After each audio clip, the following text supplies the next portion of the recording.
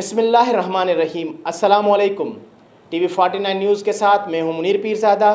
آئیے چلتے ہیں خبر کی جانب۔ شہری اتحاد ٹنڈولا ہیار کے رہنما عمران کی قیادت میں شہری اتحاد کے نوجوانوں نے شہر کے مسائل کے حل کے لیے صوبائی وزیر ورکس اینڈ سروسز کی جانب سے نکالی جانے والی ریلی کے سامنے اپنا احتجاج ریکارڈ کروایا، جس میں احتجاج کی قیادت کرنے والے عمران نے میڈیا کو بتایا کہ آج ہم نے اپنے شہر کے مسائل کے حل کے لیے اپنا احتجاج صوبائی وزیر کے سامنے ریکارڈ کرانے کا اعلان کیا تھا، اور ہم اپنا احتجاج پرامن طریقے سے کرتے ہوئے ایک طرف کھڑے ہو کر اپنا احتجاج ریکارڈ کروایا ہے، لیکن صوبائی وزیر کی جانب سے احتجاجی مظاہرین کے جائز مطالبات کو تسلیم کرتے ہوئے انہیں حل کے لیے فوری اقدامات کیے جائیں۔ ہمیں انتظامیہ نے آگے بڑھنے سے روکا، ہم قانون کا احترام کرتے ہیں، اس لیے ہم نے اپنا احتجاج ریکارڈ کروایا ہے۔